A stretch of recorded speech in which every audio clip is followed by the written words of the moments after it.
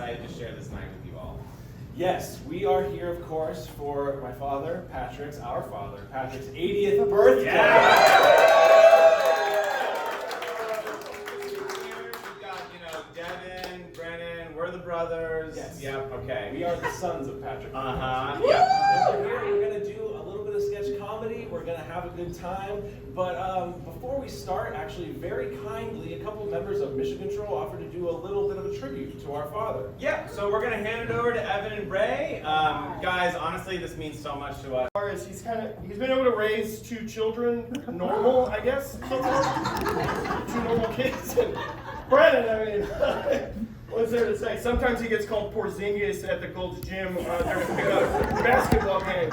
And even that, what we are saying, and we're going to get to this right now, even that is a gross overstatement. Yeah, really, very much so. And essentially, so just to be totally clear, it's probably pretty confusing so far. I understand that. But here's our thesis.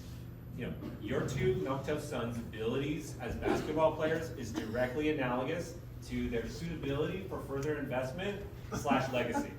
In other words, absolutely zero.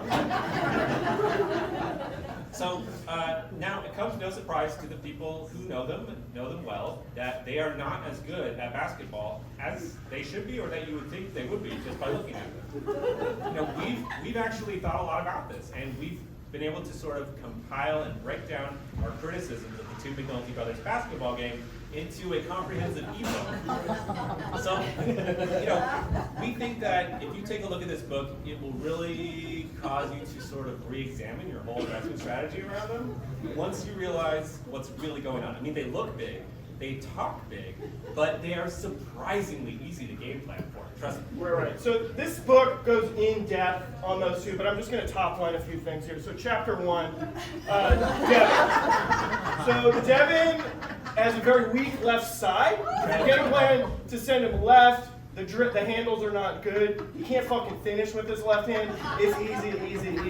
Highly packable. Chapter 2 is about Brennan, big but not good. Okay? Also, maybe it's in the DNA. He also can't go to his left. 4 or 5 dribbles max on the left side. If you double team him, he crumbles like wilted lettuce, and he's not as aggressive as he should be. Chapter 3, we leave the physicalities behind and we kind of break into the psychological game of these 2. You think their physicalities are weak, but mentally they're even weaker. Okay, so we've got a list there of, there's an on-demand progression of insults you can use against them. There's some common gaslighting techniques that Evan and I use in the field to great success. And ways to kind of foment sibling rivalry that they just kind of take care of themselves out there. Now, you might be asking yourself at this point in this pitch, that was an insanely detailed and frankly impressive presentation, guys. Obviously, you guys are great in your research. I am feeling ready to divest from my sons. But what does this have to do with my 401k? That is an excellent question, Evan, speaking as Patrick. So, if I could, invest in their opponents.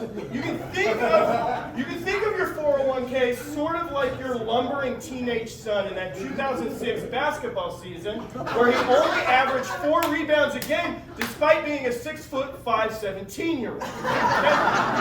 Extremely good on paper, very shitty in practice. Now, at this point, you're probably finally starting to ask yourself the really tough questions. And that's okay, that's totally normal. You shouldn't feel bad about it. You should be asking those questions.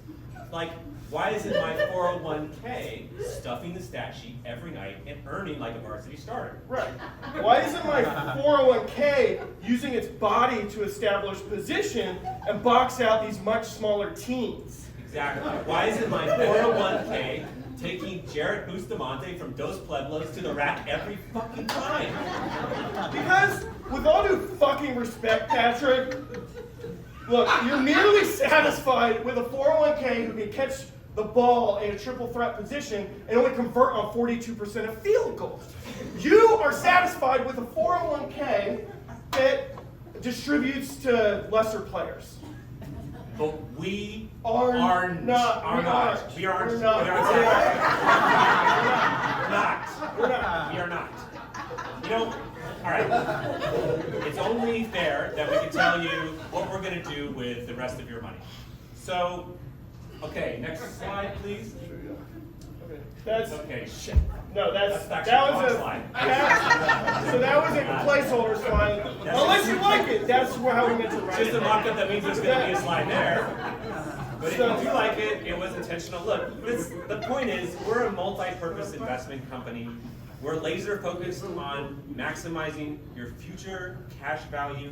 And as such, we have an incredible place for you to put all of your money. Just dump it right in, two-hand shove it. And then let us pour gasoline on it and watch it fucking burn. That's right.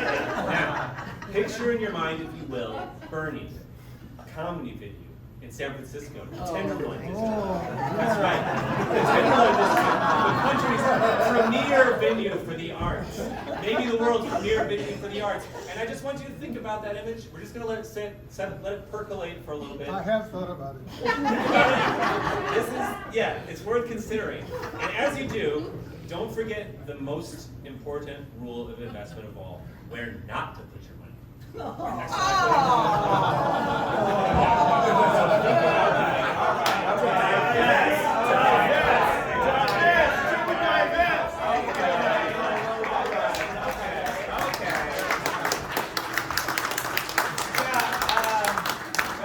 Thank you, Evan and Ray. I guess it goes to show that I should never trust you ever again. I'd just like to say I had some good games. Like it wasn't Okay, that's not what this is about. Debatable, not what this is about.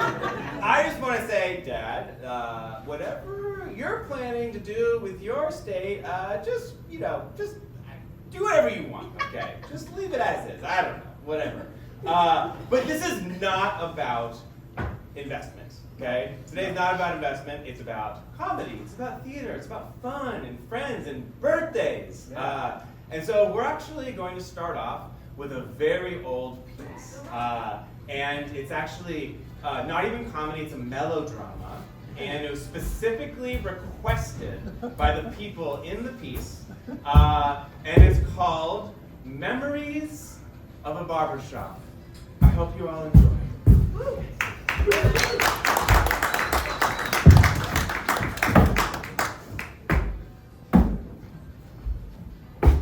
Sure thing, Mr. E. Have a good one.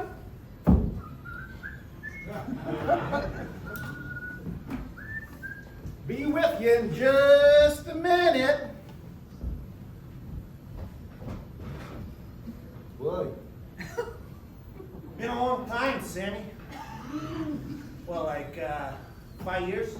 6 in October. So, how's business? What do you mean? Oh, just, are you still raking in ass loads of cash? Why are you here? It's not just to crack a few jokes, if that's what you're thinking. Why are you here now? I haven't seen you and Dad in years, and then you just show up here unannounced with that stupid grin on your face that I always remember.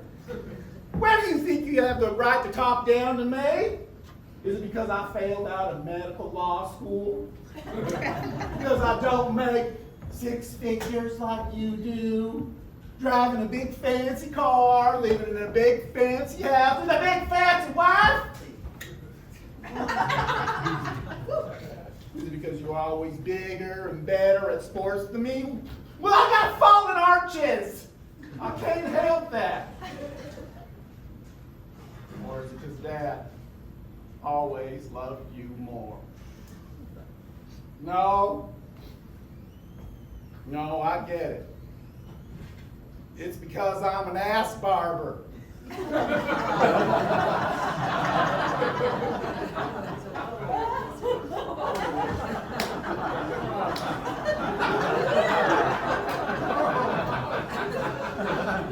Isn't it?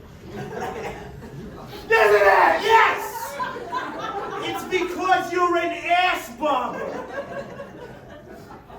Do you know how hard Dad worked to put you through that medical law school? You could have been the best damn doctor lawyer in the entire tri-state area, and then you threw it all away. And for what?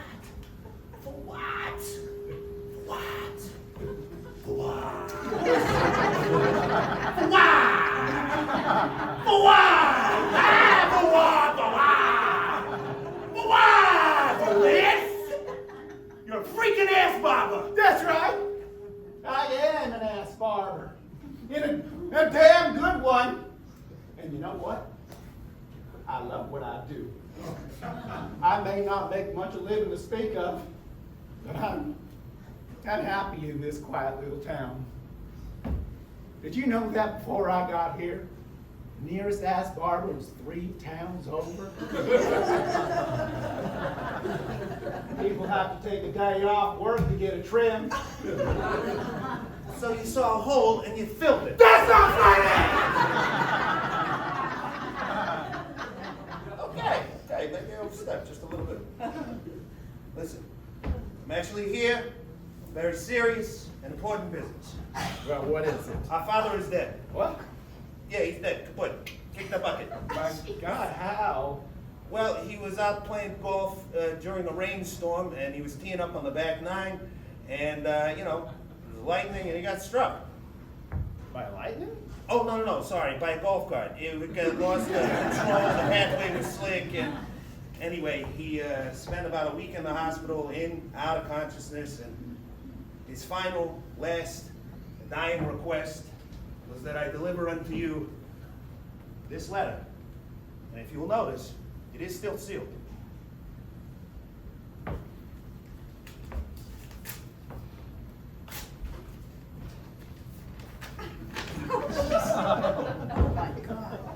Dear Sammy,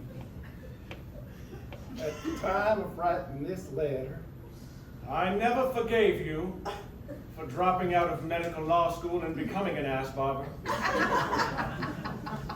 But a man learns a few things about himself as death approaches. And I see death now.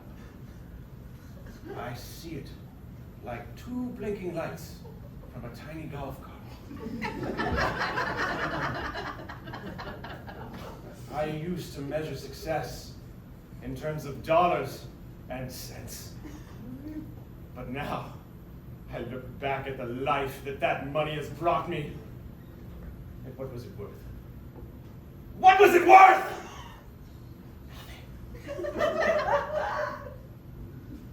I guess what I'm trying to say is life is too short to not do what you love. And if you want to ask Bob, my God, go out and ask Bob. I love you, son.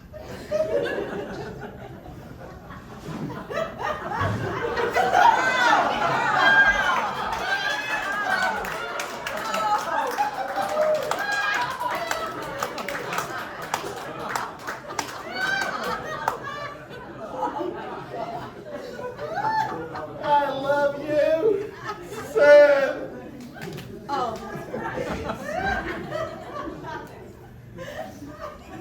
Dad was right. All these years, we wasted just fighting. Come here. Come here. Are those the hands you've been ass barbering with all day? Would you mind perhaps rinsing or washing or using some kind of hand sanitizer before we embrace? Okay, brother. Ah, fucking come here!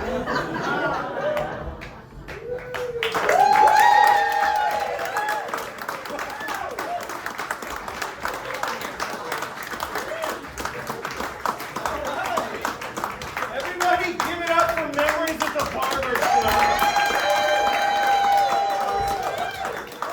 Okay, so just a little context. That piece was from a script. It was fully rehearsed. Rob and Jeremy asked to perform that, and then they rehearsed it. But I've been in LA for the last year and a half, and I've actually been studying a kind of cutting-edge form of theater. I don't know if you guys have heard of it. It's improv comedy. It's kind of the next level up from scripted comedy, right? Instead of having a script with you in rehearsals, which you can kind of think as a crutch, it's a little bit for talent.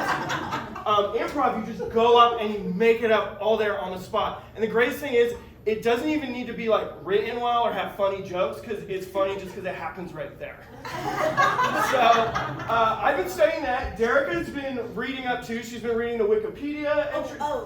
More traditional, the Encyclopedia Britannica. Right, so she's been reading an Encyclopedia Britannica paragraph on it, and so we're ready to do this. Is it okay for you guys if we do our first ever improv thing live here? Fuck yeah. Hell yeah. It's really great. It's really so fun. Okay. So Derica, why don't you start us off? Okay, yes. Thank you all so much. Okay, the big thing about this improv stuff is that like yes and is like the way it works. So it means that we're all on board together, wherever we're gonna go. So what we need from you all first to help us get started kind of creating this world is like an occupation. Yeah, suggestion for an occupation. Radio DJ. No. Radio. Manufacturer. Gynecologist. No, thank you. Old prospector. Oh, I heard old prospector.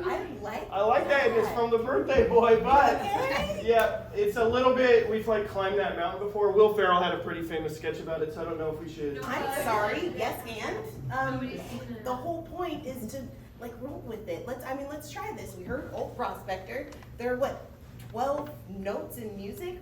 We can write a new song. Okay. We can do this. You're right. You're totally right. You're the studious one. You're the expert. We're gonna go with old prospector. So now we need an audience volunteer. I'm an old prospector! Oh my fucking god! This is what we call a yes and from the universe. So if it's okay with you guys, we're gonna use this old prospector for our old prospector improv. Is that okay? You're right. Yeah. Okay. What are these? So, Mr. Old Prospector, Old? Who you calling old? I'm 98 years young! All right. yes, sir. And so what's your name, Mr. Prospector? So, y'all are joke tellers, are ya? Yeah, I guess you could say that. Alright, I got a joke for ya. Nap nap. Who's that? St. Elmo's fire. St. Elmo's fire who? St. Elmo's fire is coming, so haul your britches up, head to the high ground, and say goodbye to the young'uns.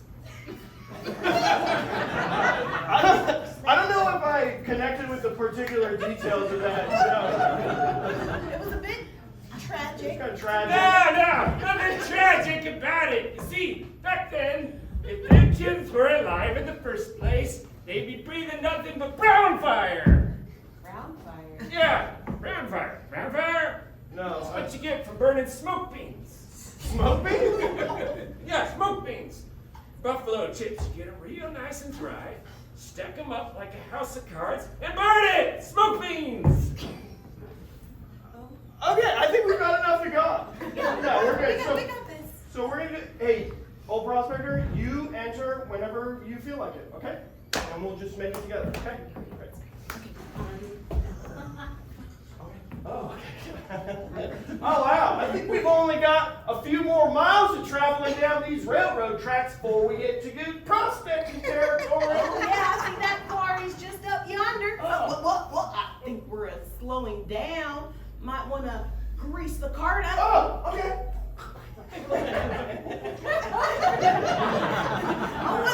Hey, I sure hope your uncle, the old sheriff, doesn't find us out here. Yeah, especially because we're trespassing on his land.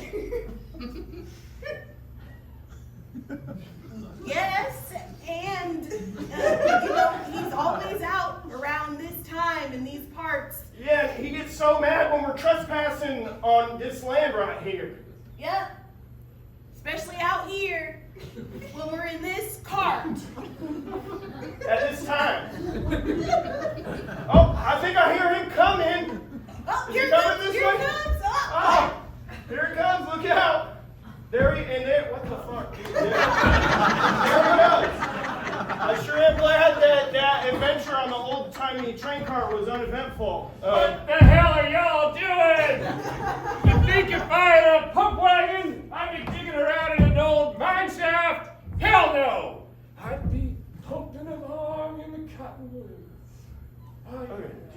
want to take this, or should I? Do you want to?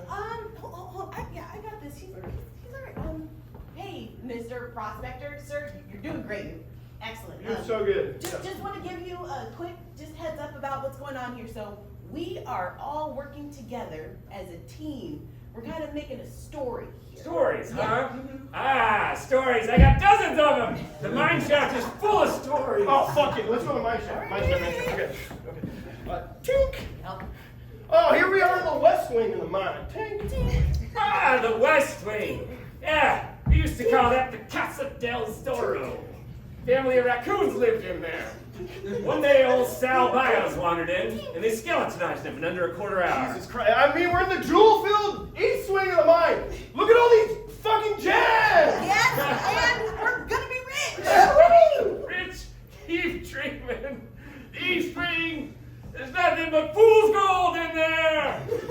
And an old dead army doctor stepped into a puff adder's nest. Okay, time out. A little pause. We're gonna time out. This is not working. It's a bad zone for me to be in. Whoa, And then there's what we call the chuck hole. Okay, all right. Look, we can yes and this. We can still do this. I feel like we're really close to a breakthrough. Okay, I feel like we should take it out of the mine because he's got a lot of trauma associated with that space, and it just keeps getting triggered, and it's not funny. It's like weird. Yes, and you're right. Okay. You got it? I got it. Okay. Okay. Reset.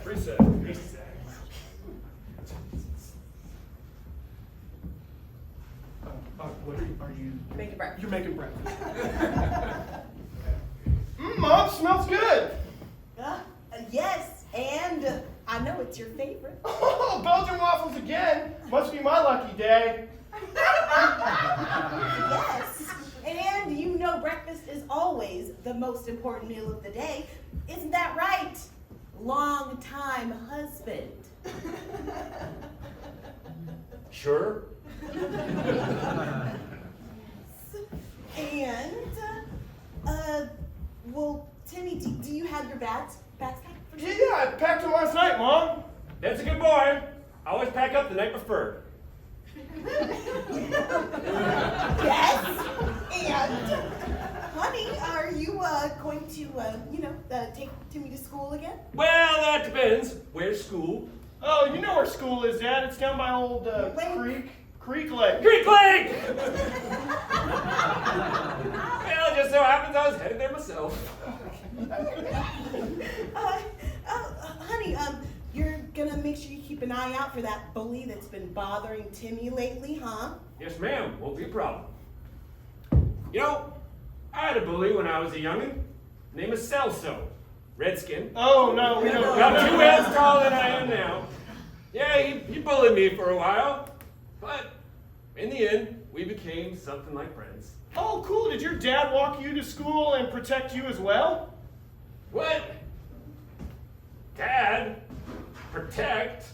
School? Walk? Sit on my knee. Oh, no, I'm too big for that. Come Dad. on. No. I'll put the axe down. You can sit on here. There's nothing to worry about. Just point down.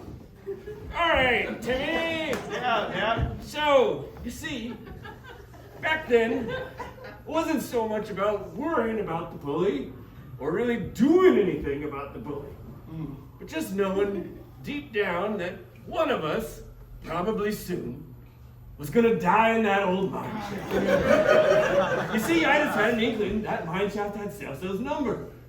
Do you know what a kettle bottom is, Timmy? No, Dad. Well, one day my bully and me were crawling belly down through an old mine shaft, and we heard a rumbling overhead. What do you suppose that was, Timmy? Honestly, dude, I have no fucking idea. Neither did we! But, turns out, the sound we heard was that of a petrified tree buried eons ago, coming rumbling down through the mine shaft ceiling, and they headed our way fast. Now what do you suppose happened next? Oh, I don't know. Did your friend die? Well, he got crushed to death. That's what you call a kettle bottom, you dumb son of a bitch. His eyeballs popped out of his head. his arms started to pinwheeling around like this. His legs started to kicking like this and like this. And then I reached down real low to get one of his eyeballs that had whop out of his skull. I looked at it just right there on my palm. I looked at it, it looked at me. I looked back at it, it looked at me again. I like to think, around that time, we became something like friends. And after that, he never bullied me again. Okay, cool. So that was our improv. One star, man, he's not there. That's a quarter of the town. Get out of here.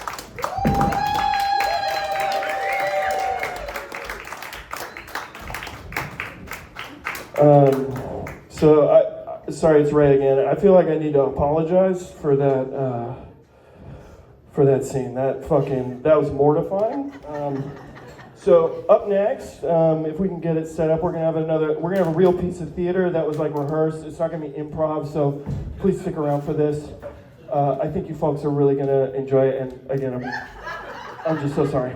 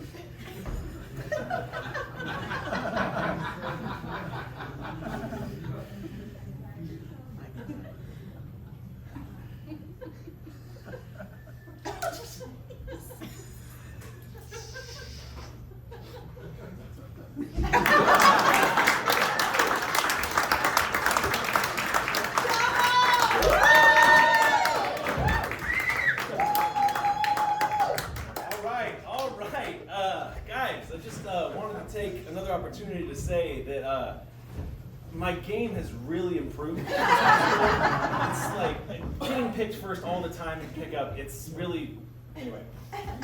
So coming up next, we actually have a piece of sketch comedy history. This is the piece that was written in 2007 that the Mission Control Group actually formed over.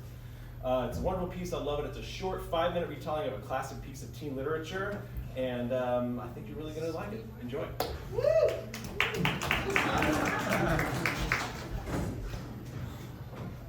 Are you there, God? It's me, Margaret. So we're moving today. I'm so scared, God. What if I hate my new school? What if they hate me? Please help me, God. Oh, and God, P.S. I'm 12 years old, I haven't gotten my period, and I seriously don't have tits yet. I think you know I'm hella stressed about that shit.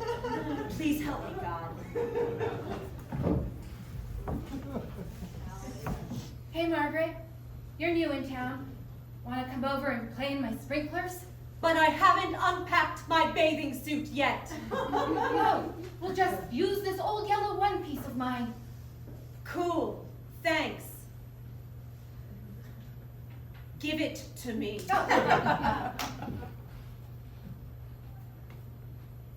Oh, wow. You're still totally flat. Fuck, I know. How much does that suck? Seriously, a lot. I love what I'm doing right now.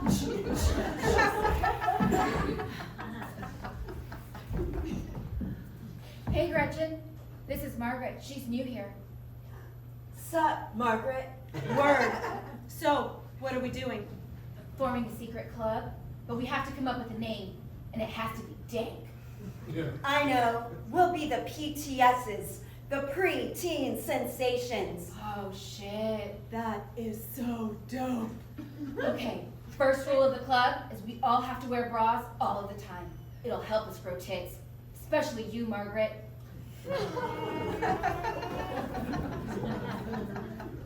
Hey, Margaret. What are you doing here in the lingerie department? Hey, Gretch. Oh, you know, just buying bras. Why?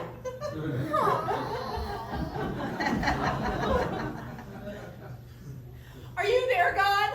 It's me, Margaret. I'm in this hella tight secret club and I'm super excited about it, but I still need help with the breasts, God. And by that I mean I need them.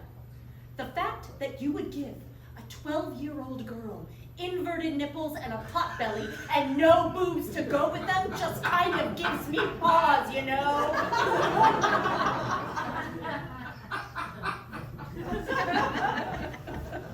Okay, are you ready, girls? 1, 2, 3, go. We must increase our bust. We must increase our bust. I got nothing. Me neither. Sucks for you guys, I'm stacked.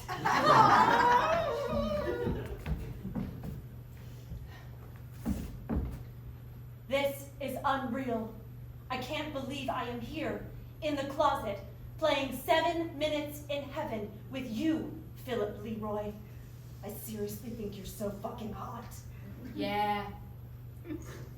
Times like these, I wish I wasn't such a superficial 6th grader. Or else I might give a shit about your awesome personality instead of hating on your super flat chest. Late.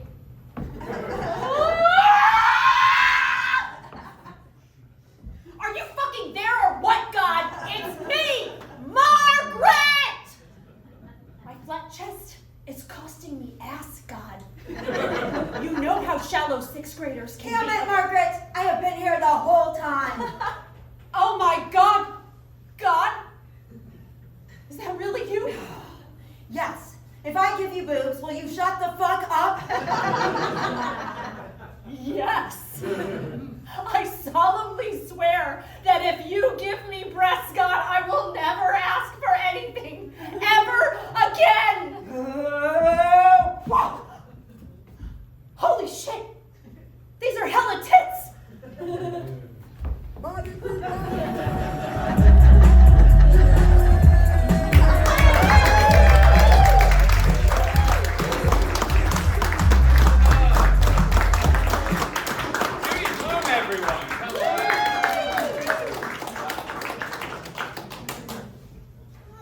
That was really, really wonderful. Hey everyone, I'm Jerica. I'm Jed. And we're actually, we are part of the Brain Trust here at Mission Control. Yeah, and as part of that brain trust, we just wanted to acknowledge and apologize for the way Evan and Ray started the show.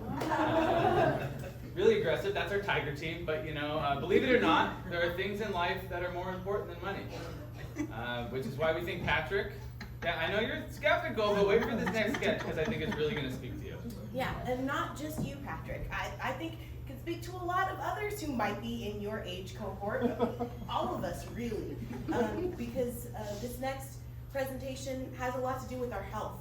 Right. Our health is extremely important, especially as we get older. We want to look out for that. It turns diet, out we're all getting older.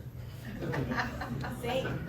And diet has definitely played a key role in maintaining my health at this time, which is why we actually brought a dietary specialist here to talk to us all today. Yeah, and not just any dietary specialist. The words visionary, trailblazer, disruptor, they get thrown around a lot, you know? But there's really no other words to describe Mickey and what he's bringing to the health and wellness space. So all that we ask, keep an open mind. Okay? Enjoy. All right, everybody. Hey. Have I runners in the audience today. They're runners. Anyone got the thin little shoes? Okay. How about some paleo people? We got any paleo dieters? You only eat food if it's from the Stone Age, okay? Gluten-free? We got any gluten-free people? Never touch the stuff. No gluten. How about only gluten? Gluten. Give me the gluten. Give me the gluten. I'm a bad man. I see you in front here. All right, you got some gluten eaters. Now, what if I told you that there was a single food that had all the nutrients, all the amino acids, all the essential fats that the human body needs? And what if I told you that this food was not only delicious, but affordable? So much so that once you tried it, you might just never eat another food again. Welcome to the all-bone diet. Now, some are calling it a wonder food, but the all-bone diet is backed up by science you can bank on.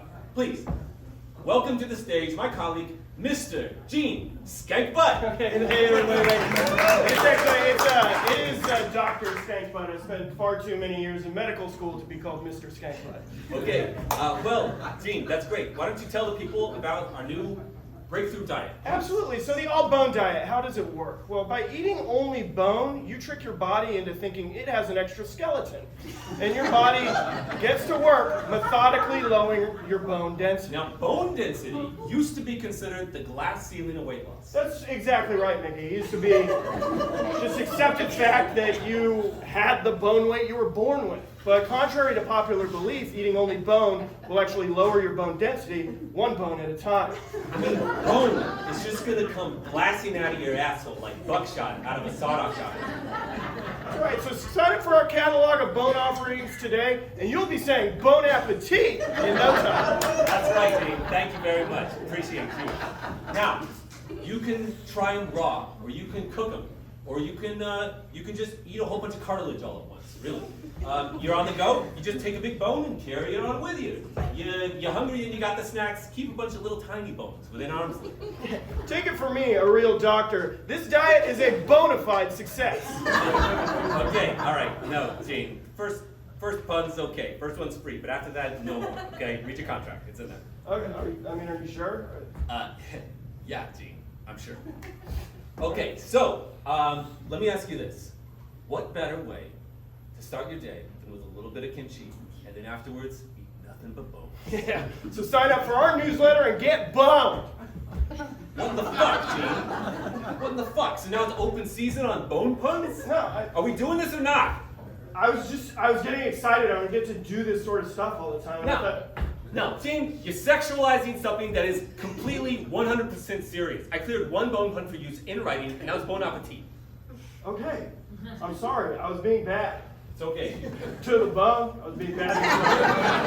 Absolutely fucking not. Okay, so Gene's fired. I'm really sorry. Are you fucking kidding me? It's completely fired. But listen, you gotta believe me here.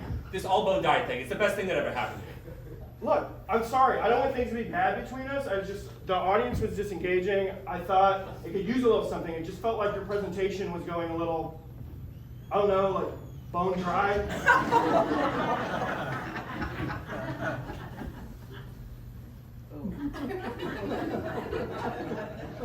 I'm gonna murder you. I can't tell if you're joking right now. What do you think, Gene? There's all these fucking people here. Yeah. There's all these people here watching me. They're hearing me say this. I'm gonna murder you. But here's the thing, Gene. I'm gonna murder you in such a way that there'll be no tracing it back to me.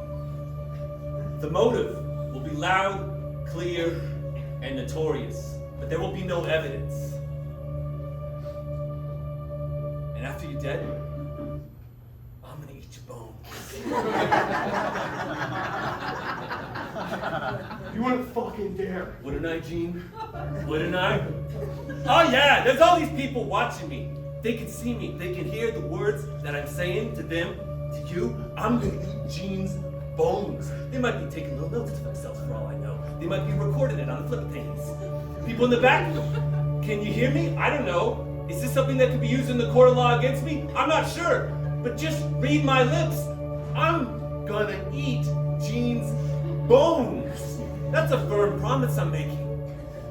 I'm gonna eat Gene's bones. I'm gonna eat Gene's bones. I'm gonna eat Gene's bones. I'm gonna eat your bones, Gene's. I'm gonna eat your bones, Gene. I'm gonna eat them bone by bone by Gene's bone. I'm gonna eat you bones. I'm gonna eat your bones. I'm gonna eat your bones, Gene. Gene, I'm gonna eat your bones. You might be thinking I'm not gonna eat your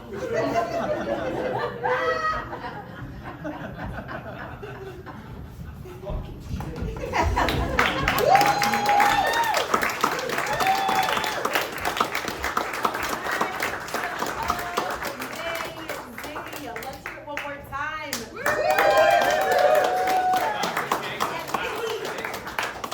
Such great guys and so passionate about their work.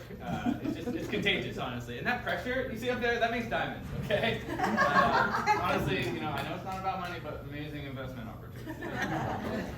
Speaking of which, tonight is an opportunity for you all to get in on the ground floor of the All Bone Diet, if you're interested. So, and just as a disclaimer, you do not have to invest your entire 401k to be a part of this. That is That's another thing we heard in the introduction that was not correct. $401,000 is a lot of money.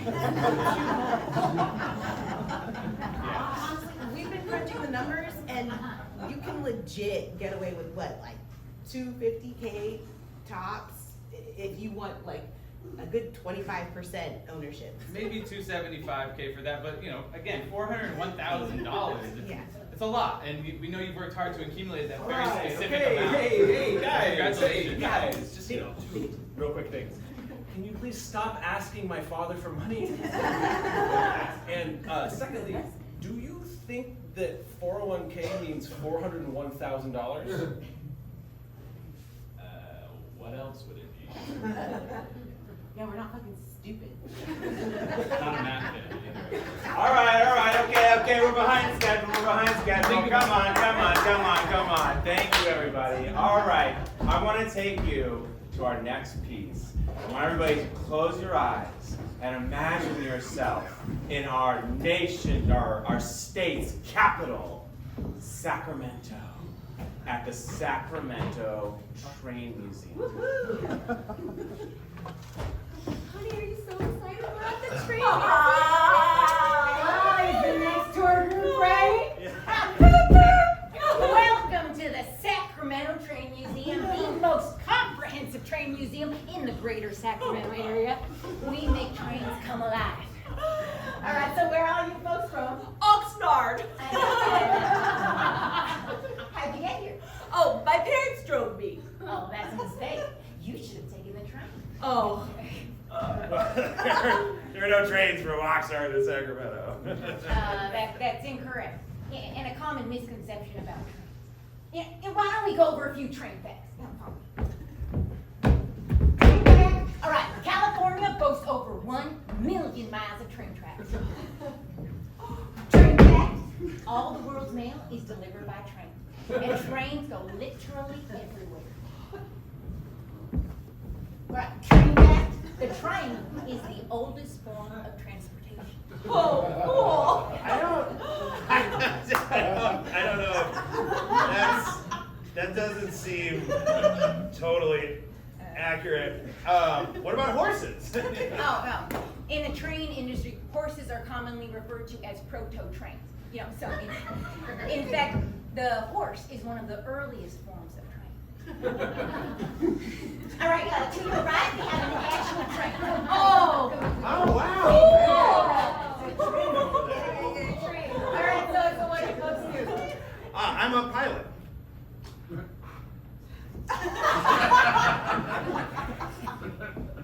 Oh, that's right, a pilot. Real fancy. Yeah, I guess that is fancy. And how about you, ma'am? I'm a systems analyst. Trains utilize the track system. No, in this system, trains are conveyed laterally along a series of parallel bars called tracks. All right, Bobby, over here. We knew that. Yeah. Train fact, the driver of a train is known as the train driver. So if this was a train, I would be the train driver. Don't you mean conductor? No, you must be thinking of an orchestra. Right here we have another actual train. The last car of the train is called a caboose. Caboose is a funny word. Oh, it sure is. So what does a caboose do? So glad you asked.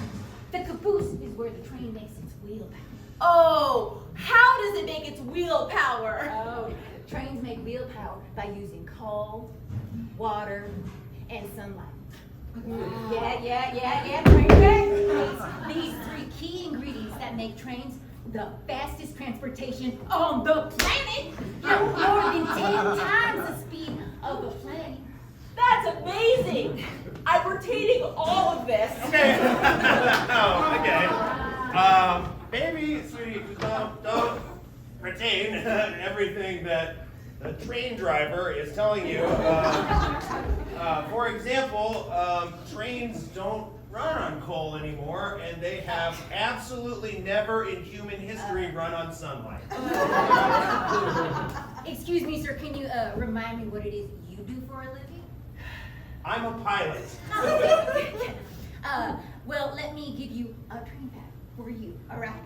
Train fact! Well, experiments in plane technology have yielded some advancements in air travel. Trains remain the only mode of transportation that can travel in any direction, as long as there's a train.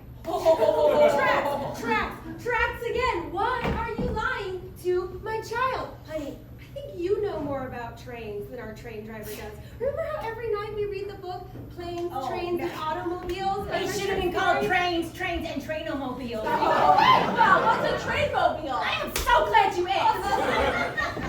Can you please just give one real fact about a real train for my family? That a trainomobile is a more versatile, smaller type of train that only uses half the track, thus creating the perfect one-to-one ratio of train to track. Oh. It is a true engineering marvel. That's just a monorail. Hey, Dad. How many tracks does a plane have? Well, none. Oh, fuck. Language. Planes are incredibly inefficient. Now, to your left, we have another actual real-life train. Plain fact.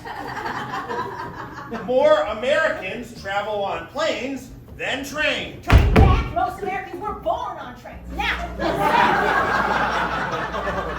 I can continue my talk. This train is made out of metal. Oh. This train marks the next step in train evolution. Wow. Plain fact. Planes are the next step of train evolution. And trains were always made out of metal. Train remain the most patriotic form of transportation, while rapists and communists continue to use planes. Train fact, planes are mostly used by Nazis and rich assholes. Hey, Dad, what's an ass? Okay, all right. I just have one question. What's the fastest speed of a train? Train fact, trains are the fastest land animal. Oh, wait. Are you my real dad? Okay, no, what? No. Okay, listen. Just all we wanted when we came to the Sacramento Train Museum were some real facts. Some simple facts about trains. Well, that is what you got, you simple motherfucker. Okay. Right, train fact. Now that's a train fact. Okay, honey, it's time for us to go. I don't want to go. Oh, You know what? You are a disgrace to modes of transportation everywhere. And plain fact, you're wrong. You're dead wrong. All right, thank you. Thank you for coming to the Sacramento Train Museum. Have fun back in the Nard where there's no trains.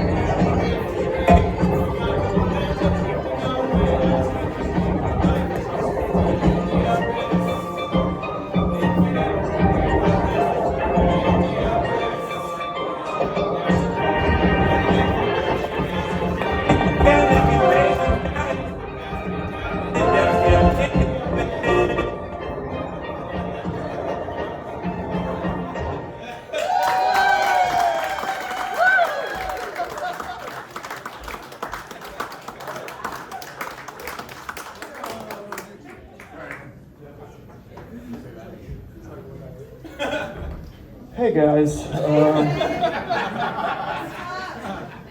So after an experience like that, you might be asking yourself some questions like why or what. And I don't think it would have helped if you could really hear the audio. I think it would have been worse for you. But that's what we do. We take big swings here at Mission Control. And so we're going to give you some time to process that thing. We're actually going to bring out the sole writer, director, and producer of that piece. He acted all on his own. Everybody welcome Evan Winchester.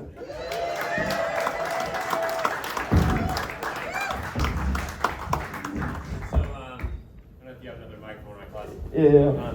Thanks a lot, Ray. And I understand there were maybe some AV issues, and usually as an artist, I don't explain anything. I don't actually do interviews normally, so this is a little different, a little exciting for me. But if you guys have any questions about the meaning of it or the lyrics, some of you have studied biology out there, so you may have an appreciation for some arcane references to the photic zone, to amino acids that we talked about in there. I don't think so. I don't think that's gonna be the slant to this. There is a lot to unpack, though, if we wanted to just dig in. So, again, I don't normally do these interviews. We are going to do a talk back with Evan. I actually have some pre-screened questions here that we took from the audience. Maybe I developed some of them. And if anybody would like to ask Evan a pre-screened question, what do you mean you developed some of them?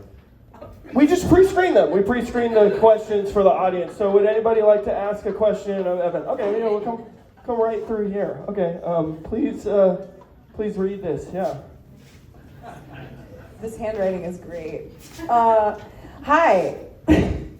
That song was a song about the ocean. Oh. Yeah, no, that's great. That's great. Somebody was paying attention, right? There we go. Thank you. Thank you for noticing. I am scared of big fish. What is your favorite big fish? Okay, Evan, the question is, what is your favorite big fish? Kind of a softball. I'm going to be honest with you. A little bit of a softball. What's your favorite big fish? I would say probably, and thanks for pre-screening that, it seemed nice, the orca. The orca is my favorite big fish. This guy, who made a video about the ocean, says his favorite big fish is the orca. Why is that? Does that seem weird or something? It's a big-ass fish. Seems a little not, I don't know. Who would like to ask another question of Evan? Okay, we got one right here. Pre-screen question. Here we come. There we go. You're going to have to lean in a little bit. I'm kind of at a loss after watching that. My question is, why did you do this? Also, an orca is not a fish. Okay. So there we go. I sounded kind of like a okay. Yeah. So first of all, again, apologies for the AV issues. Like, you don't have to point it out like you're kind of at a loss or whatever. Like, I get it. Also, I don't know. I feel like, was there a question in there? Like, was it? Yeah. The question was, what was it again? It was, why did you do that? Okay. Thank you. Well, I did it because I'm an artist, and as an artist, it's essentially my job to determine my vision and then execute on that vision to the best of my abilities. And if you're confused by that, or if anyone's confused by that, that's totally understandable. Like, not everybody is an artist, so I totally get that. But that is what I tried to do. And as far as the orca question, so I have a biology degree. I don't know. A lot of people don't know that about me. You have an integrative biology degree. You don't have a marine biology degree. We studied. There was an orca unit It was an extra unit that you could take if you wanted to. Was there a substitute that day? Like, what's the fucking deal? We studied the morphology of the vertebrate orca skeleton, and we articulated them. I think that they're fish, okay? I think I know exactly how they're fished. Next question. All right, next question. Who would like to ask another pre-screen question? I can't get the mic back there, but thank you so much for raising your hand. Okay, we got one more here. It's sort of a long one. I hated that. Okay. I brought my family here tonight. My mom walked out crying. How dare you? What is wrong with you? What is wrong with you? Also, an orca is definitely not a fish. Okay, the kid with the orca stuff. Yeah, I like, think does everybody the have a degree in audience biology? has read the Wikipedia I'm page sorry. and you haven't. Was there even a question in there? It was a two-parter. It was how dare you and what is wrong with you? So again, how dare I? I dare I because I is an artist. Okay, You I'm is an an artist. artist? I am an artist. It's the hot light. The hot light got me on that one. I'm an artist. And it's basically my job to dare. If I had a business card, which I don't because I'm an artist, the business card would say, my job is to dare, but I don't have a job. So, anyway. Probably because it has something to do with the fidelity of your answers, the simple questions. I'm just creative criticism. You keep going. You have another question to answer on that one. What was part two? Ray, thanks for pre-screening. What is wrong with you? What is wrong with me? Okay, thanks. What is wrong with me? What is wrong with you? What is wrong with you? And what is wrong, dare I say, with your mother who walked out of this room? What's wrong with her? Wow, Evan taking the low road on that one. Wow, low road for the artist. I got a question. Did you think about the copyright implications of using that sort of stuff on our fucking YouTube channel? Okay, no one will be able to understand that. If it was recorded, it's all garbly, okay? That's what you would do if you were trying to encrypt something. We encrypted it, all right? Our audiovisual system provided strong encryption. I'm not concerned, right? I researched this for hours. I didn't find anything that said I was going to do something illegal. Therefore, I cannot be prosecuted. Okay, well, we got the copyright strike against us, and I think it's very interesting that you, as an artist, didn't ask for another artist's information on that. It's very interesting that we got flagged as some kind of copyright violation, considering people aren't usually looking for that kind of thing. I may have reported it. Okay, yeah, no, I know. I could get too And now our channel's demonetized. Okay, I think that's it for the first half of the show. Everybody give it up for Evan. So we're going to take a 25-minute intermission and come back and really wipe the floor with this show. And hopefully no more of these fucking shenanigans. Thank you, guys.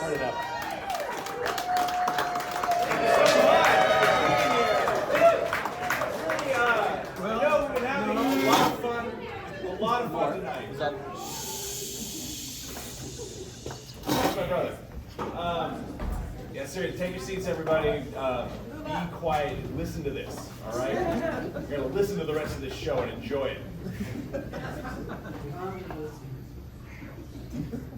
Anyway.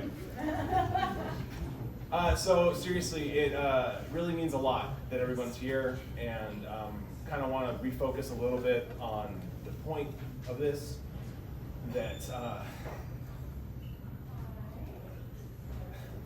just that everybody came out for my father's birthday, and I just want to say from the bottom of my heart, the stats really don't tell the story for what my high school career was like, all right? I mean, I had a coach that was like fired the year afterwards, all right? He didn't know how to use my talents. There was no advanced statistics at the time, all right?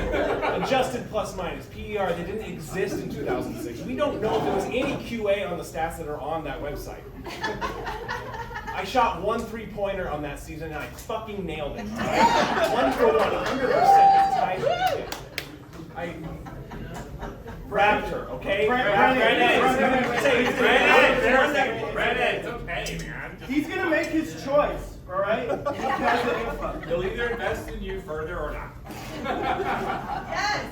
I'm mentally strong! That's not what the ebook says.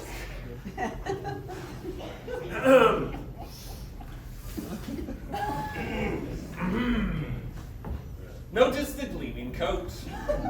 If you're wondering whether the silken sheen feels as it looks, wonder no further. The mare's name isn't red velvet for nothing. She's one of the finest coats I've seen in years. Simply velveteen in texture. Velveteen? Are you quite on, man? It's obviously silken. Poppycock! It is a horse, not a drapery. Red velvet is more of an auburn fading to molasses with a chestnut finish. What? But aren't those horse coat colors and not horse coat textures? They are textures! Well, Gentlemen! I think we can all agree that this is a beautiful horse. Cheers. A beautiful horse it is. But one wonders whether a horse as silken and slick as this one looks is even mountable. One might as well toss a yoke upon an eel and try to round the coral reef. For what man among us would dare to mount a streak of lightning? I do believe that a horse of this nature is not meant to be ridden. No more than Icarus was meant to fly to the sun. Mounting a horse of this beauty would have us all wings unmelt. Yes, there is horse husbandry, and then there is pride before the gods. Gentlemen, dissent will no doubt continue to brew. But I think we can all drink to the fact that this is a fine animal. Cheers! Now, if I may direct your attention to the hooves. Get to the haunches! Get to the haunches! Get to the haunches! Very well. Fine trappings of musculature here. These haunches are the product of 5 generations of horse husbandry, combining the long elegance of a thoroughbred athlete with the buxom grandeur of a Caspian Arabian. These haunches are a temple to animal symmetry. It's as if the Delphic oracle were haunches itself, and we gathered round to hear its beatific prophecy. Well said, Stoutweather. You're a bard unto yourself. Now, moving on. If I may trade the sacred for the profane, I do believe these haunches bear the resemblance of a peach. All a shimmer, as if sheathed in morning dew. I think it looks more like a pineapple. A pineapple? Well, you see a bunch of green spiky things coming out its rear end. Thank you. No. My apologies. I envisaged a peach, and I said pineapple. My mix-up, yes. 'Tis quite the mix-up. Yes, I'm sorry. I give you my sincerest apologies. Tropically, my mental fruits have done a jig. My God, gentlemen, how rude we have all been. Why not give our newest member, Etienne, from Lyon, a chance to speak? Etienne, what do you think of the aesthetics of these haunches? Do you not find this horse most beautiful, Etienne? Oh, no. Please, gentlemen, allow me to compose myself, okay? It was a long and arduous journey from Leon. It's not that I don't find the horse's haunches beautiful. It's just that I much prefer the haunches of my own horse. Do go on. Well, they say after 10 years of being a horse husband, things can get a bit stale, but I find the familiarity quite comforting. No, très bien. Excuse me, I'm sorry, did I misspeak with the English language? I said I find that familiarity of my own horse quite comforting. It's okay. No, it's okay. It's okay. Your English is impeccable. But when you say horse husband, Where? do you mean legal wedlock with a horse? As in, I do take this horse? As in, walking over the threshold with a horse? As in, bum bum bum bum, bum bum bum, horse? Or do you mean horse husbandry is in the care and feeding of the animal? As we do with this horse husbandry? Care and feeding, in sickness and in health. No. And look, it can get boring, maybe. Yes, we fight, of course. But the good times, they certainly outweigh the bad. It's good, it's cool. He's married his horse!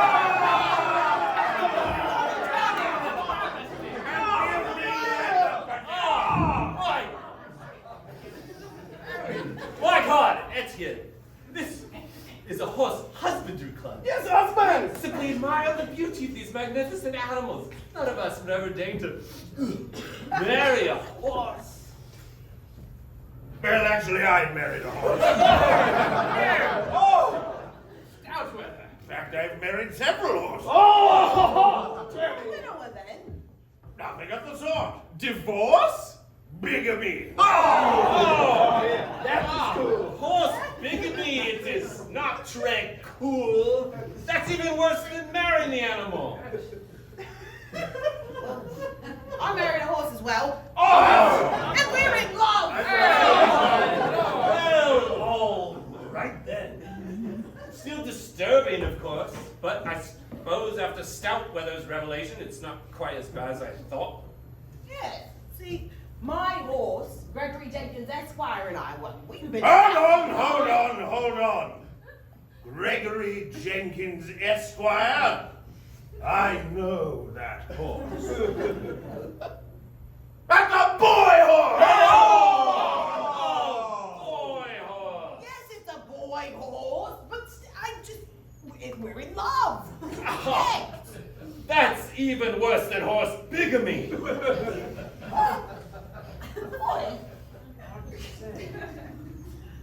I should say so. How am I supposed to explain this to my children? Children be damned, explain it to your garden. Ooh, I have an admission to. Oh, God. The horse I married is my cousin.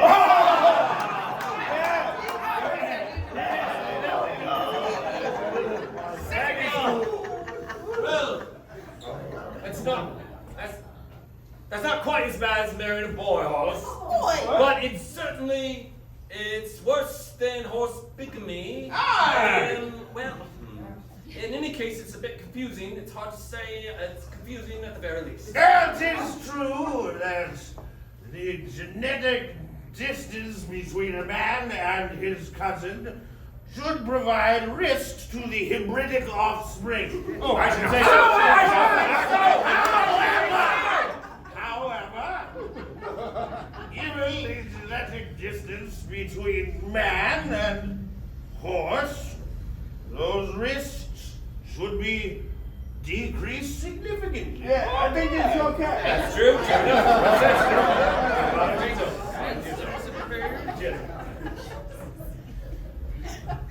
Erwin, do you mean to say you've never thought about marrying even one horse from the stable? Well, truth be told, there's a mare. What she like? Yes. Give us the details. Well, she likes oats. Ooh. She trumps. Ah. She jumps over fences sometimes.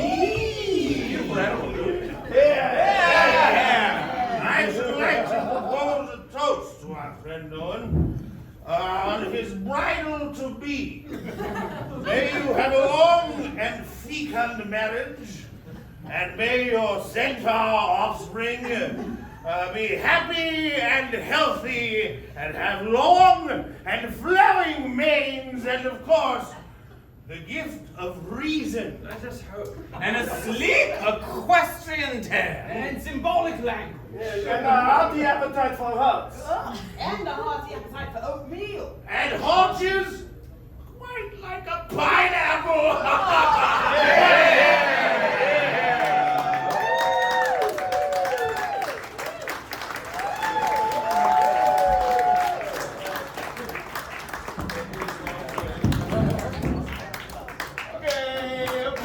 How are we doing right now? Great. So, let me get real for a second.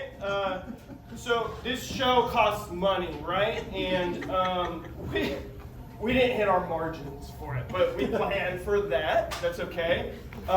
This show is sort of on the freemium model of things. It does have some advertisements, and what you're going to see next is an advertisement. It's an embedded advertisement within the show. So I just want to say, it's a piece of marketing, so take it what you will. It's like a piece of art, you know. Give it a little bit of forgiveness, but also please buy the product. We're talking here like we really need it. We really need that to happen for this whole thing to work. So hope you guys like it. Everybody, just give a warm round of applause for one of our oldest sponsors. I think you're gonna love it. Thank you.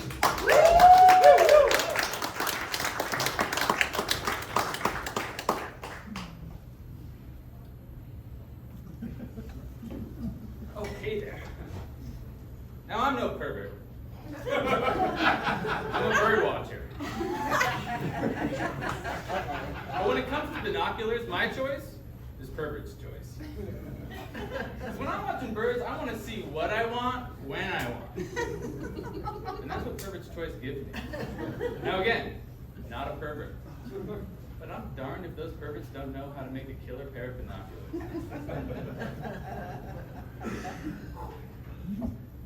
Where do those birds go?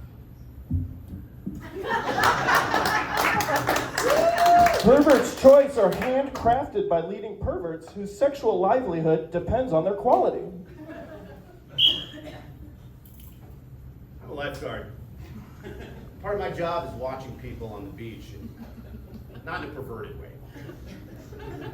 But still, I use Pervert's Choice binoculars because they are trusted by perverts and non-perverts everywhere. See, what they do is they allow you to see the people up close, and you can see the people as fast as you want to. Again, not a pervert.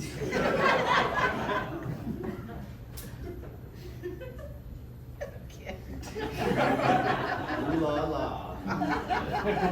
Look how saved they're gonna be. Did you know that perverts are the Switzerland of binoculars? FBI, coming in! Oh, hey. I'm an FBI agent. Sex crimes. I catch perverts. And you know, most of the time perverts and I don't see things eye to eye. Except with perverts binoculars. I've never seen a better pair of binoculars, such quality, longevity, value. But tonight, I'm here to find a pervert.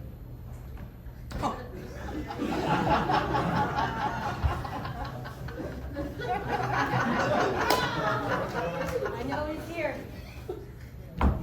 I know you're in here.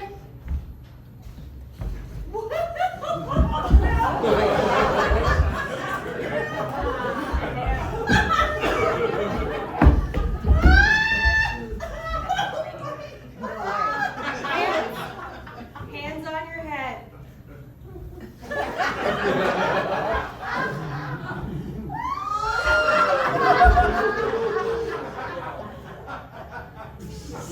What do you have to say for yourself?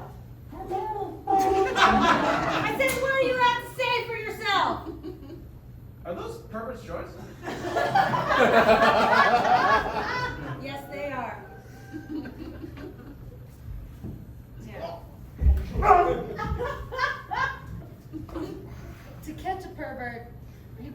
think like a private. And how?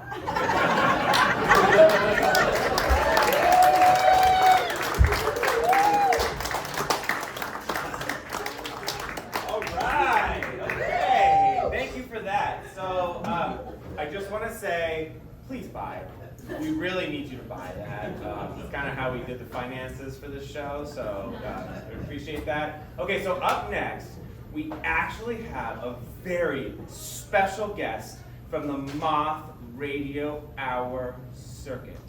And little secret, he's actually headed to the big New York City show. So I think you're really gonna like this guy. He's all the way from Australia. And so, yeah, just enjoy.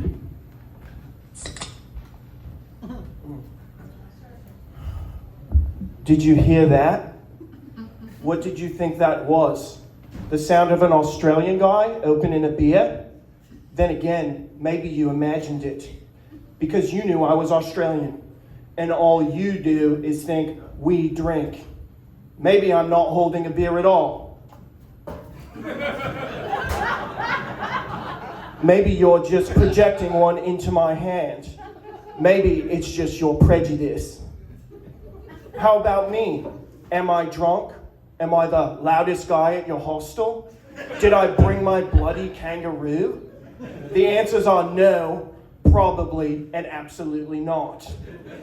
The truth is, that was my 10th beer, and I've never been more sober in my life. And I have a sobering truth for you. Being an Australian immigrant in America is really, really hard. Ladies and gentlemen, this is an excerpt from my memoir, White is Many Colors.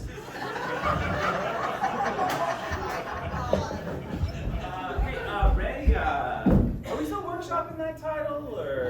No, Devin, are you still workshopping the premature ejaculation out of your tiny little weird dick?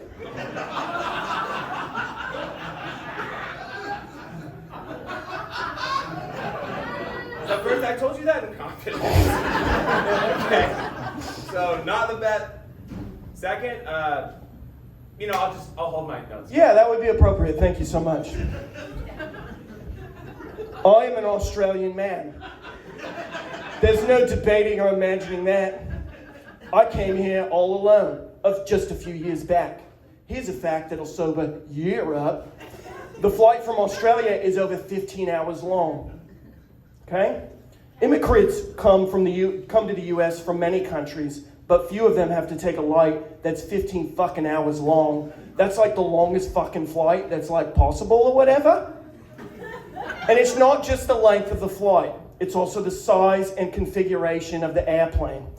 The flight over here had the 3 seats on the side, right? And then an aisle, and then 4 seats in the middle, and then an aisle, and then 3 seats on the side. I was in the middle of the middle section, and in effect, double middle, all right?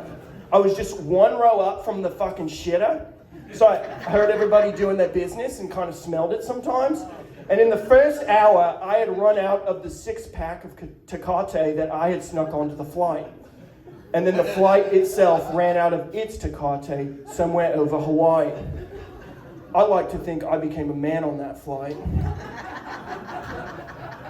Growing up, all I heard was how friendly everyone in America was. The first person I met thought my accent was cute. The next person asked me 3 times if I was sure my destination was the Marriott Marquis, like I'm some fucking bogan.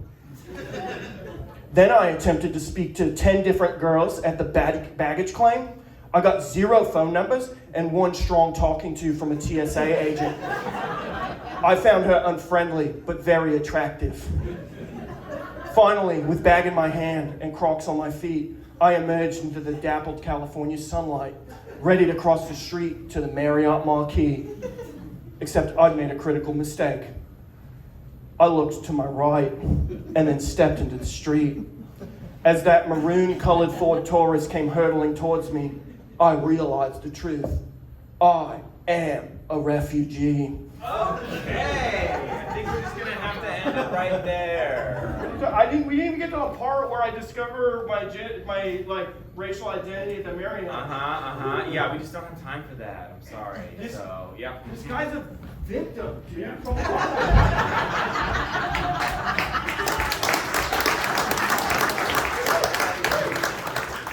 Wow. That was wow. That was great. Yeah. So, I have to be honest. I never really liked the moth. I've always found it kind of self-indulgent and trite. So you can give that whatever you feel it deserves. And this next piece that's coming up is actually kind of more of a documentary style theater. It's actually based off of real notes from Santa Barbara City Urban Development meeting. So I think it could be really enlightening for some of the locals here. And let's see if you can figure out which year it came from.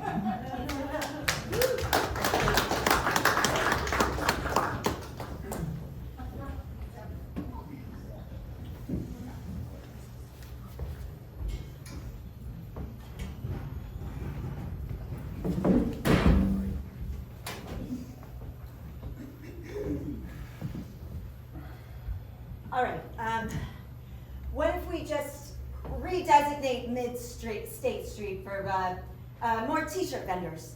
That would take care of the foot congestion around Lower State Street, I guess.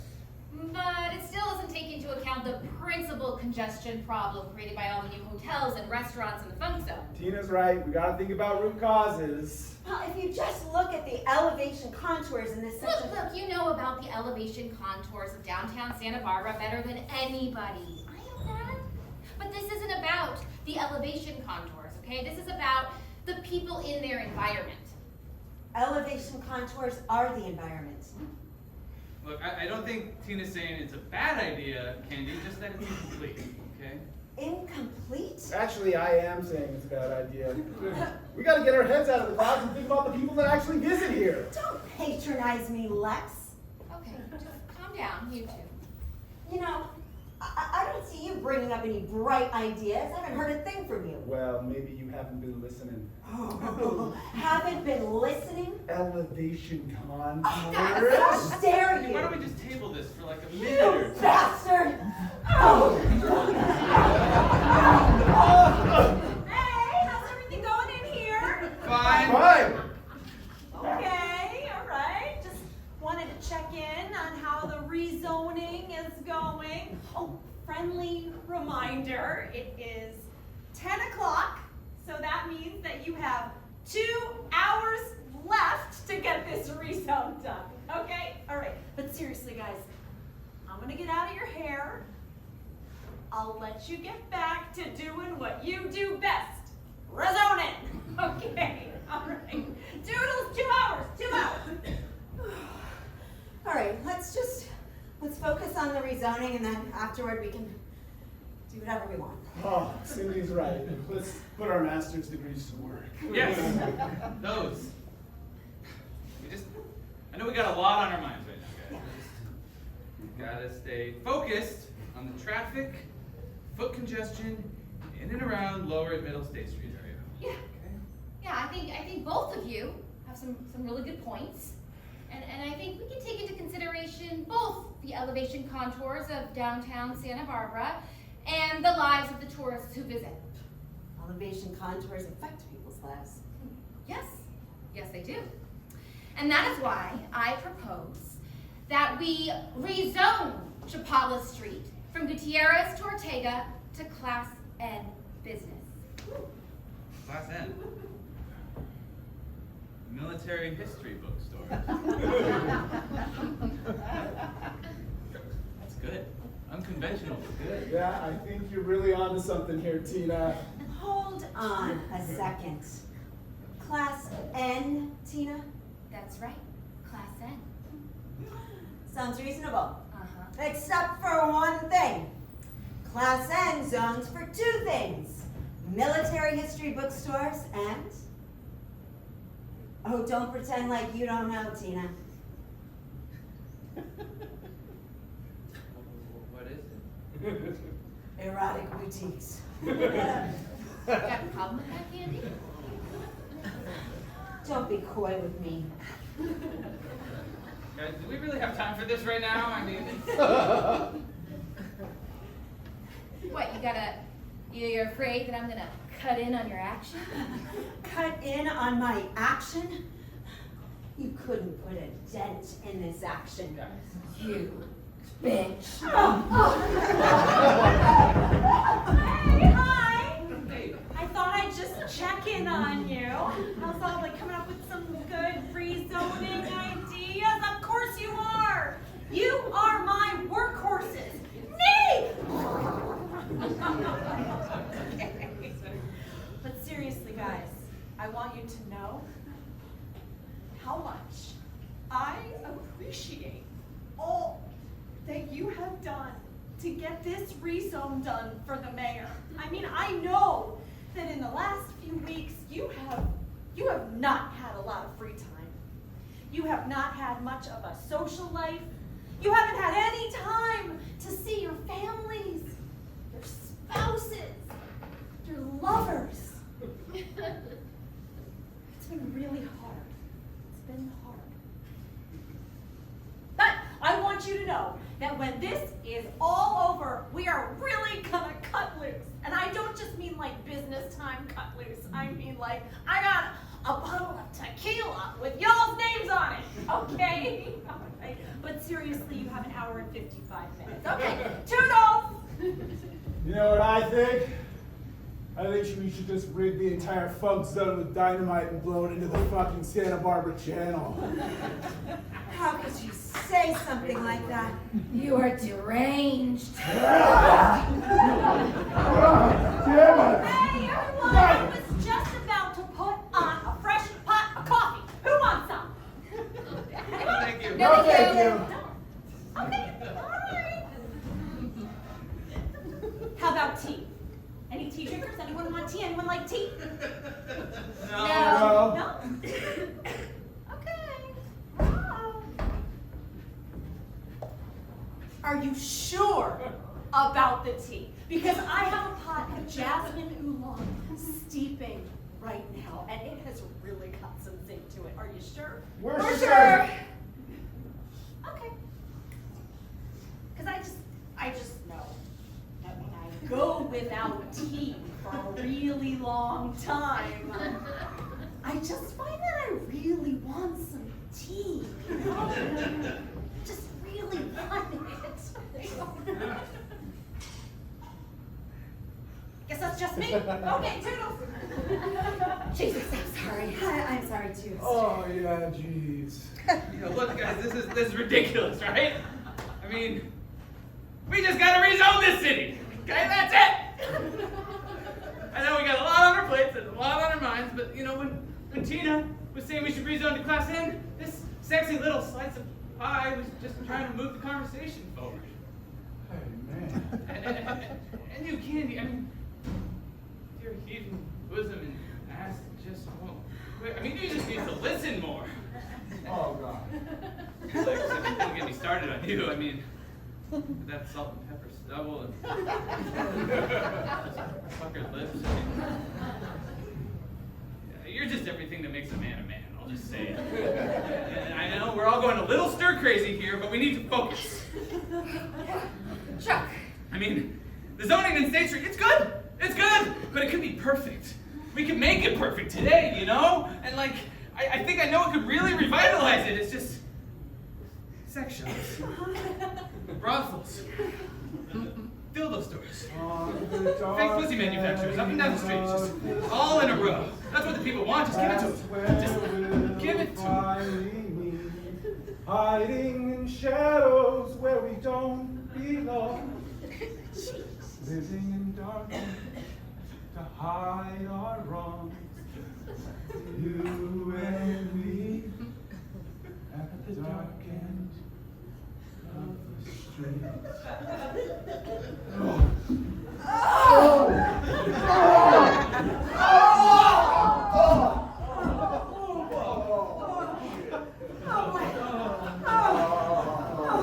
Did we all just prematurely come? We better get back to the zoning. We should just request reclassify state Anacapa and Chilapa to business residential. That ought to do it. Okay, same time next year.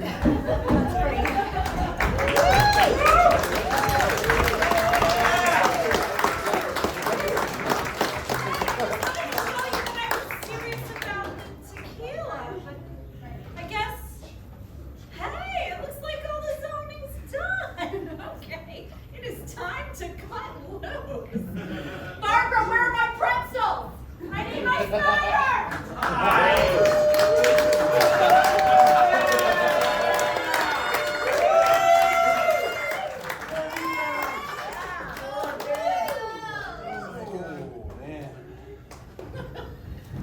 I think tonight's been pretty cathartic for all of us. All right, so, Dad, we got a special surprise for you tonight. Jersey. Oh, you've seen this many times since I graduated.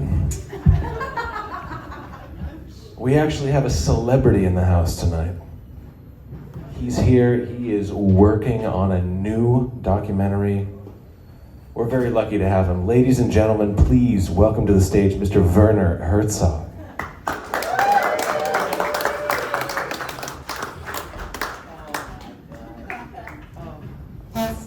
Thank you, Mission Control.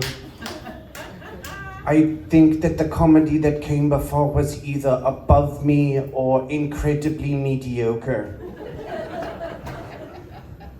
Yours is a beautiful and frustrating city. I'm so glad that I came.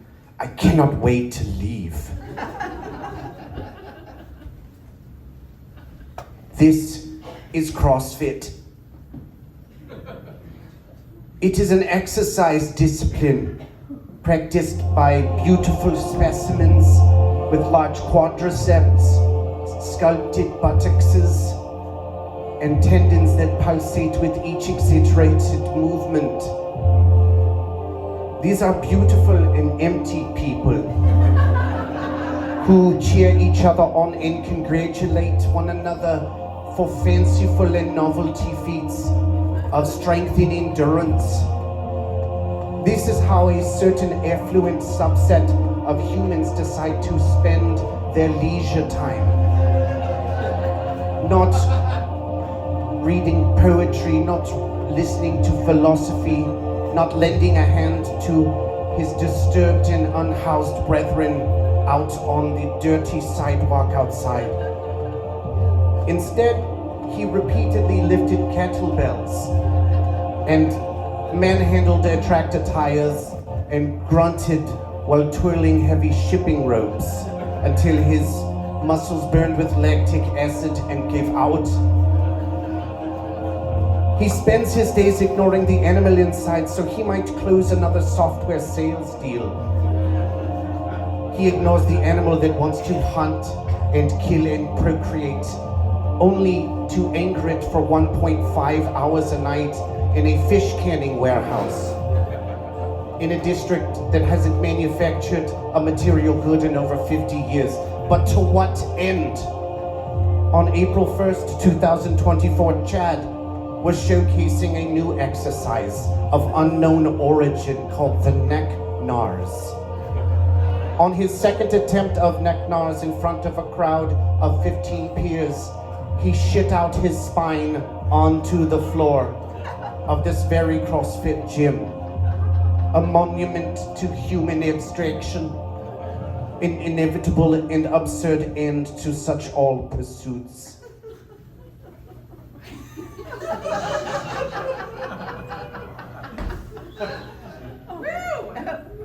I have been told that I am to introduce the next piece of theater. It's sketch comedy, which I am not a fan of and have never indulged in. Apparently this piece is popular among people that think that's funny. It takes place at offices of a mid-level professor at a mid-level university.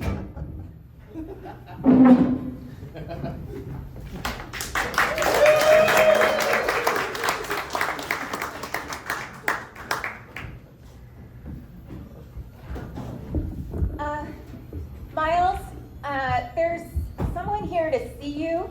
Were you expecting? Wait, no, you can't. No, wait, what are you doing? Rick! Miles. Rick, I didn't expect to see you here. Oh yeah? Why not? Well, not after 89. So, you're a little bit less blind than the last time I saw you. Yeah, Miles, I am a little bit less blind. You see, I was able to counteract the effects of mushroom-induced blindness by eating the same sequence of mushrooms in reverse order. I know. I read all about it in your last paper. Yeah, you're damn right you read it.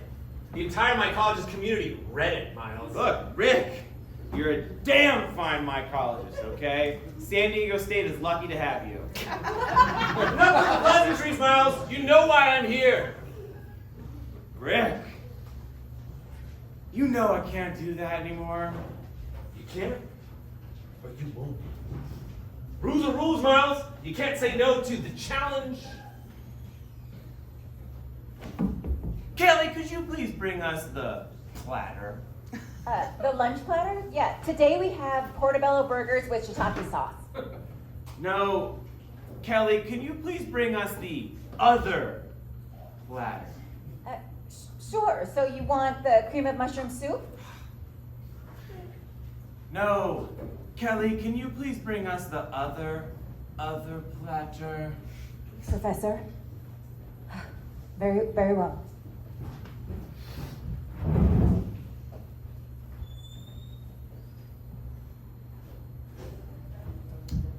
So, did you read the paper by Jenkins et al.? The one on the topic of the effect of eating a boatload of incredibly psychedelic mushrooms? You know, they found him rolling around in a public ditch. I heard he was rolling around under a bridge. Oh, what difference does it make, Rick? That's what happens to a man that can't handle his goons. Your tactics don't work on me, Miles. Look, I'm gonna give you one last chance, Rick. If you get up right now and head out the door, you have my word as a mycologist that no one will know you came here today. Yeah, Miles. Nobody would know. Nobody but me.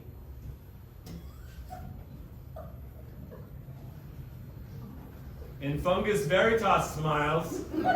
Fungus veritas, Rick. Ding. Oh, God. Oh.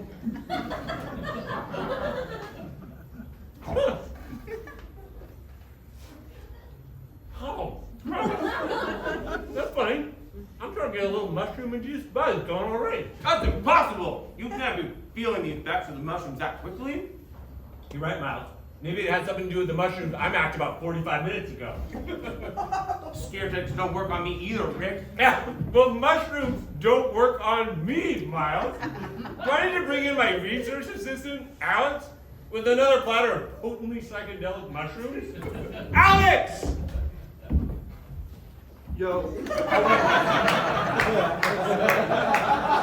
Half eighth is $50. Yo, we can do the full eighth for like 65. Are you already eating goons?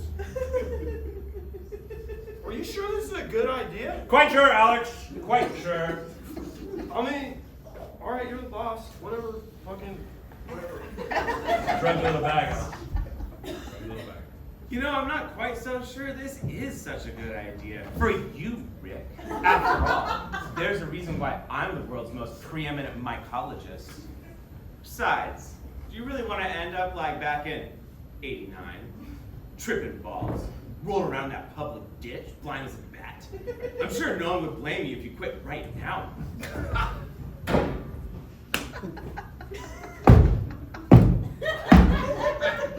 If only it were that simple, Miles. If only it were that simple. But you knew what you signed up for the moment you became a tenure-track mycologist. I became a mycologist because I love mushrooms!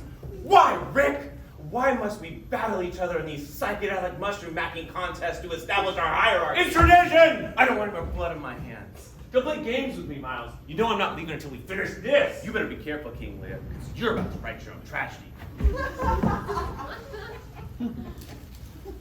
Oh! Oh! Hum! Oh! Hum! Oh! Hum!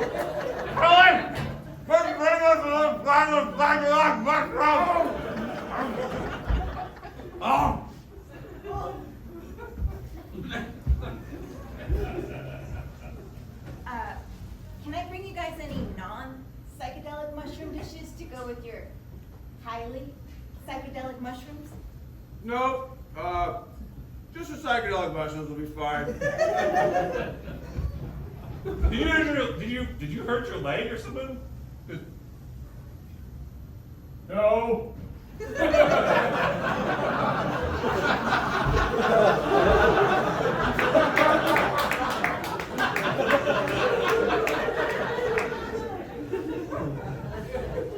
Did she seem a little bit...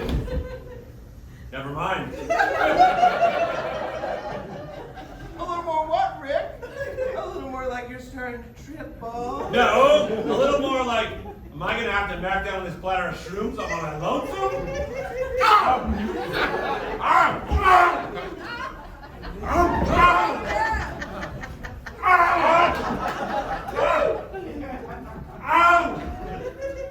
I got everyone! Alex!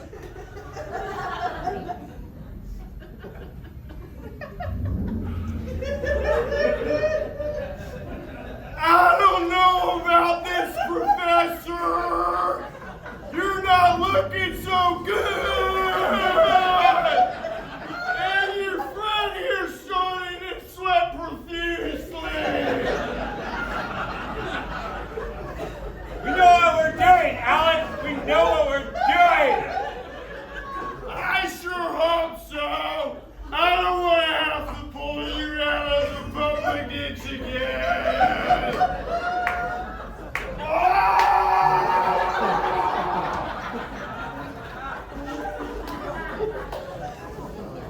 Huh? Sweating profusely, huh? Last time I checked, that was a pretty sure sign of tripping balls! Nonsense. It's just a little hot in here. If we could just open a window. Ah, yeah, if we could just open up a few of these McNulty's splatter shoot right now. Ah!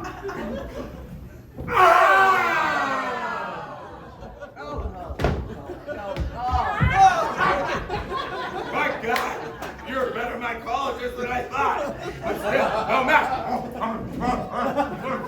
Colin, don't bring us the chaos mushroom.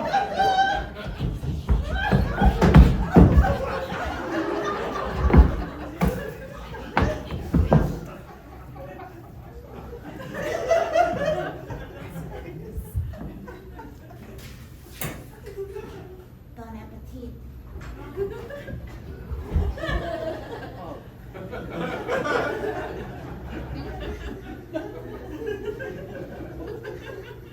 Do these mushrooms seem different to you? No.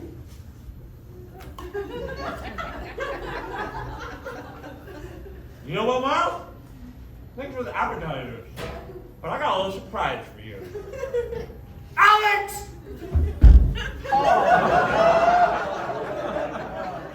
Who can make the most psychedelic mushroom? Who can make the most psychedelic mushroom? Who can make the most psychedelic mushroom? Smursham? Mushroom! Smursham! Mushroom! Smursham cadelis I can't dissolve!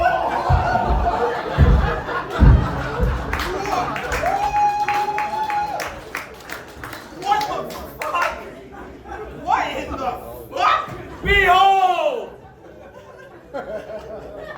Does the name Romulus Rigacardi Satanus mean anything to you? Impossible!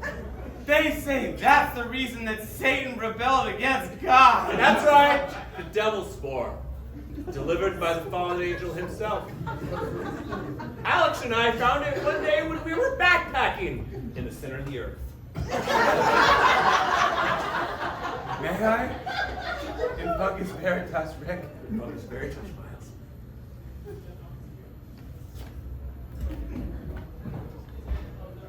So, you feeling anything yet? No. Why? You? No. I feel normal still.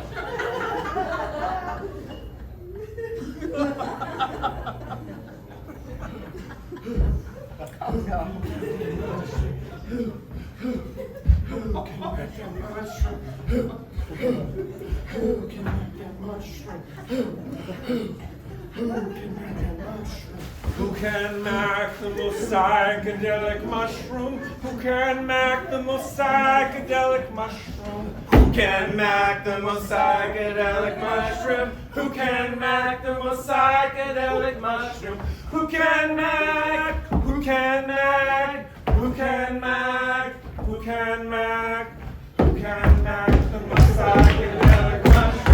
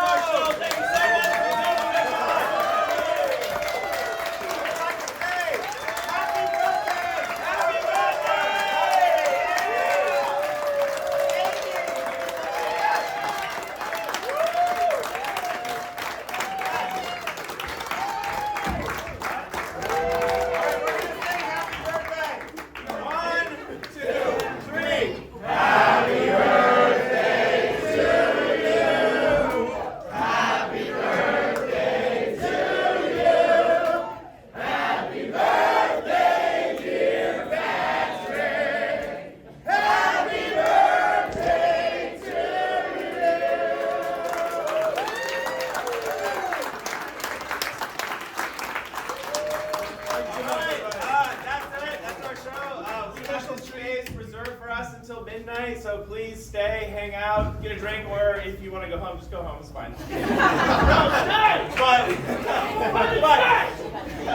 But listen to him, okay, Mr. All right.